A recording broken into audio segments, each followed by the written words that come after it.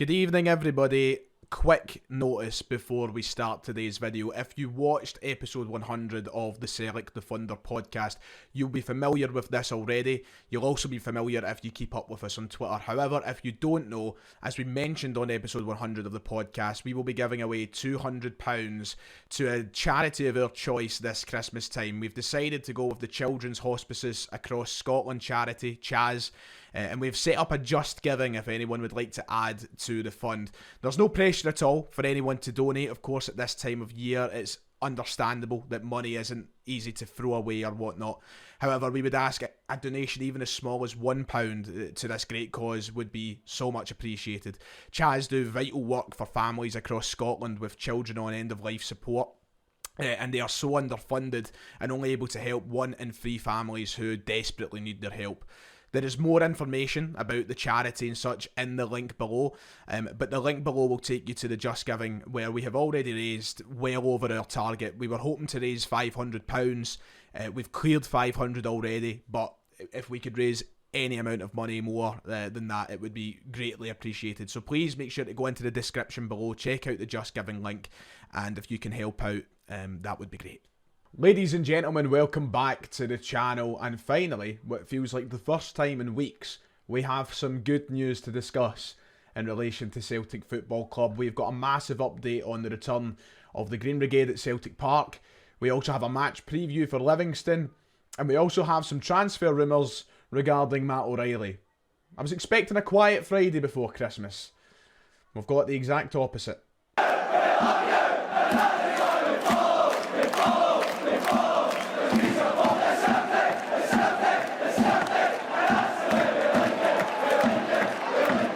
If you haven't already, please make sure to hit like and subscribe. It'd be very much appreciated. At this festive season, that can be your gift to me. You know, pressing those buttons. It's free. You know, you don't need to buy me anything. You know, just free. Like, subscribe. That would be much appreciated. Let's not waste any time then, because we've got a hell of a lot of stuff to talk about ahead of that must-win game for Celtic tomorrow at Celtic Park. And let's start with that news that I mentioned right at the top of the video in regards to the return of the Green Brigade tomorrow at Celtic Park. It has been confirmed by Celtic, it has been talked about by the manager, and of course the Green Brigade themselves have released a video ahead of their return tomorrow to Celtic Park, a long-awaited return, something that has been missing from the home atmosphere in recent games, and I'm glad that it's all come to a conclusion. I'm glad that they're back in. I'm happy for the supporters who have lost out on money and lost out on their hobby of going to watch Celtic. It's just generally some good news for once in a time where there's been so much negativity around the club in regards to results, performances, transfers, and of course this situation. It's nice to see that the club have come to a resolution and it's all sorted. So let's have a look at what the club have said as we look forward to that return tomorrow.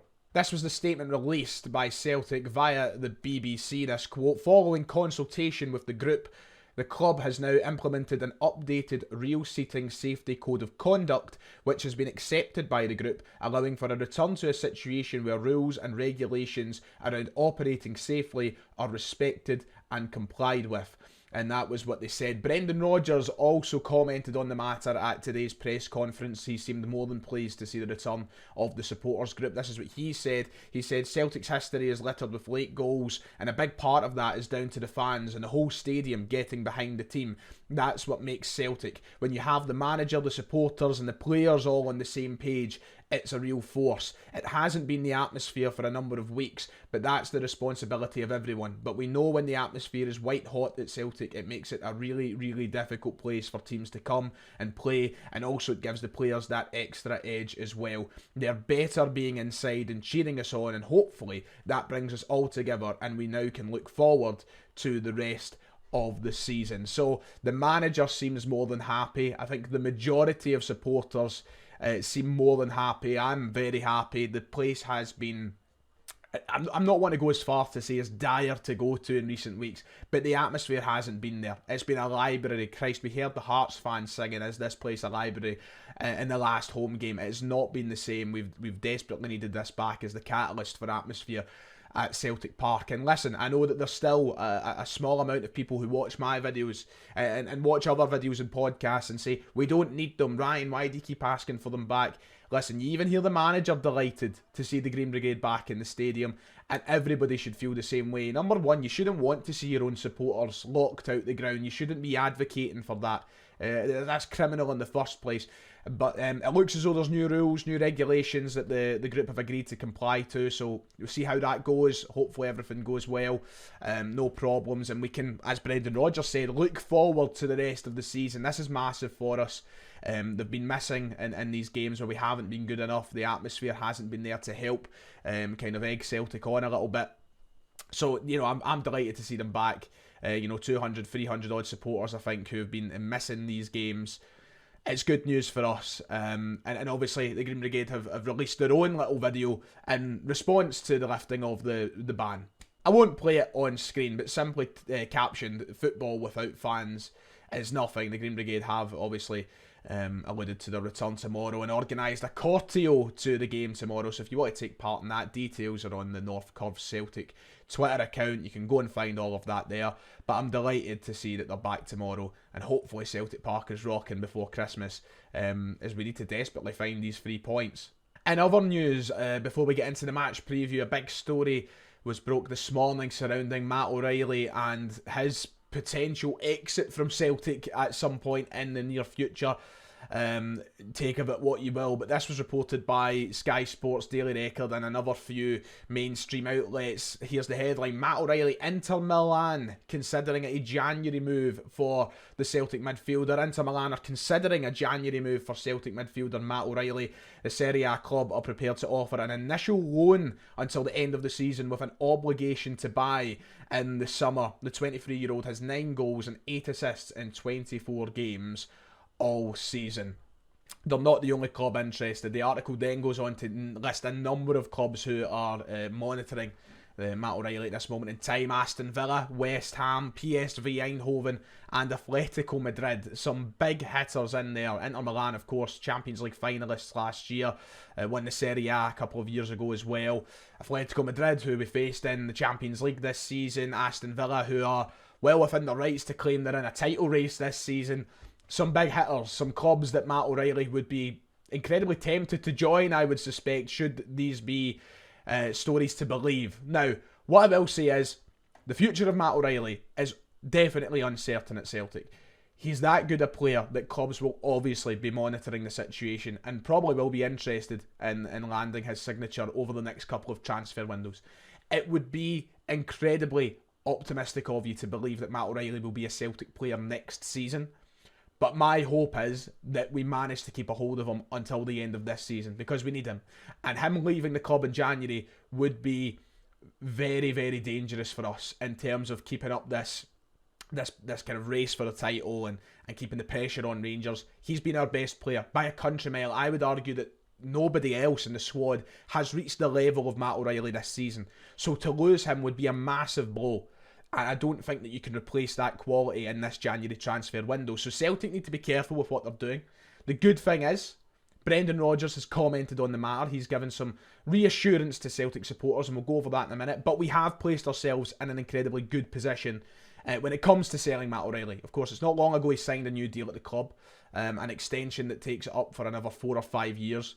That automatically puts his value through the roof. This is a guy who I'm more than certain will break the record for a departure in Scottish football. You're looking at 25, 30 million pounds perhaps for Matt O'Reilly, and that's just the honest truth. So we've got him on that new deal, and obviously we have all the cards on, and we're playing. It's our cards to play with. We're in control of this, so we're in a good position. But if the club realise how important a player he is, they will do their best to keep him throughout this January window and maybe give a gentleman's agreement that, okay, we'll move you on in the summer. At first, when I saw the story break today, I thought to myself, it's the usual nonsense, because it was the Record who I seen put it up first, and I was like, every year before the Derby game in January, they start saying, last year I'm sure it was Kyogo and Abada, they were meant to be off in the January window. The year before that, it was other players. You remember Dembele a few years ago, Edouard a few years ago. It's like clockwork. Every single year, the scaremongering begins right before the Derby game, and I was thinking of it in the same light. But now with Sky Sports coming out and reporting on the matter, and when you read into the articles, there seems to be a bit more depth there. It's definitely one that we're going to have to watch, because he might end up leaving. There's no denying that. But the club need to recognise how important he is, and try and keep him here throughout the January window. He's huge to the rest of our season. A player of great quality that if we lost, I'd be concerned about. This is what Brendan Rodgers had to say on the matter. This was speaking in the Daily Record today at the press conference. I don't have any fears over any of the players. I'm delighted for Matt. He's made a fantastic step forward this season as a Celtic player and in his career. That shows the focus and mentality from training he's taking into games. He will always attract the interest of teams, but I don't have any fear. He's a good guy who works very, very hard. When you do that, you're always going to have interest. So Brendan Rodgers confident, it seems, of keeping him through the January window. And I guess the positive through this is, for as much criticism that Brendan Rodgers has went under in recent weeks, he has been lauded for his man management. And one player who seems to be getting the best of that man management is Matt O'Reilly, who's publicly spoken many times about his relationship with Brendan Rodgers. And it seems that him and the gaffer share a very strong relationship. He's took his game to a new level under the guidance of Brendan Rodgers. So I'm hoping that that's enough to convince Matt O'Reilly, okay, stay here to the end of the season, see what I can achieve with the club. And if he does move on next year, which is incredibly likely, then fair enough. It's just losing him midway through the season, I think, would be detrimental to our aims for this season. You know, Celtic need to go and try and win 2 trophies now. And in losing your best player, that takes a massive hit on that. So Brendan Rodgers doesn't seem to be fearing right now. But we'll just need to watch how it develops, because these are big clubs. Inter Milan aren't a joke. You know, this is a massive, massive club, one of the biggest in Europe. Please stay, Matt. So finally, Livingston tomorrow. It's going to be the shortest match preview I do, because do you know what? It's as simple as this. We need to win. We have lost back-to-back league games, which is unacceptable. Considering one of them was at Celtic Park to a Hearts side who haven't been great this season. It's completely unacceptable. If we were to lose 3 on the bounce, wow, things will start to spiral out of control, far beyond what they already have in relation to questioning the manager, the board, January's transfer window.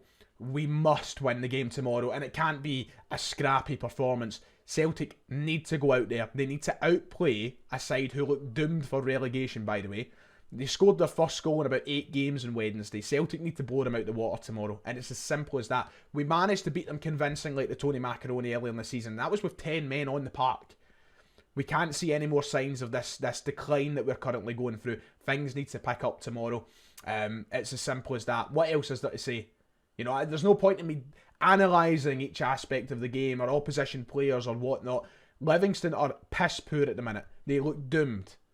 Celtic need to be putting goals past them. They need to be playing incredibly well. We need to just obviously get a bit of positivity around the place as we head into the derby next week. Of course, we've got a game in between, so we can't look ahead to the derby quite yet because we still have one more game to play on Boxing Day. But tomorrow, Celtic must win. As for team predictions, let's go through that very quickly, shall we? In goals, yep, Joe Hart, I think once again will be in there despite the questions around his performances recently. Back 4, I think, will remain unchanged from last week. I mean, what changes can you really make? So I'm going Johnston, Vickers, Scales and Taylor. Hopefully that'll be something that's addressed in the January window to improve our options in the back line. Midfield 3, Matt O'Reilly. Do you know what? Have a poor game if you like, Matt. I'm joking. I want to see Matt playing his best. He's obviously the key guy in the team at the minute. McGregor obviously in the 6, I think. Unless Iwata's ready to come back in, then we could see Iwata, O'Reilly, and McGregor as that midfield 3. But I'm going to, do you know what? I'm going to guess McGregor, Bernardo and O'Reilly. Now, I know that there's not exactly enough substance there to suggest that Bernardo will get a Premiership start. It can't be Turnbull. Turnbull, O'Reilly doesn't work. Ultimately, Turnbull's not good enough, but it doesn't work, those two playing together. So I'm going Bernardo, O'Reilly and McGregor. That's my prediction. And then for the front 3, I think Dyson Maeda should come back into the starting 11 and make it a front 3 of Maeda, Palma and Kyogo. Johnson's not good enough. Forrest isn't good enough. Yang isn't good enough. And I know Maeda has only just returned from injury, but start the game with him, try and get the game out of sight, and then you can bring on these players who simply aren't good enough. So that's the 11 I'm going with for tomorrow. And that's an 11 that should be pumping Livingston. So that sounded weird. Pumping Livingston. I said pumping Livingston. But the way we're playing, God, Livingston, you have every chance. Right, that does it for today. I hope that I've managed to get through everything as quickly as possible so that you can go and enjoy your Friday night. So I'll be back tomorrow after the game for the post-match reaction as usual. But until then, take care, enjoy yourselves, and like and subscribe. I'll see you all next time.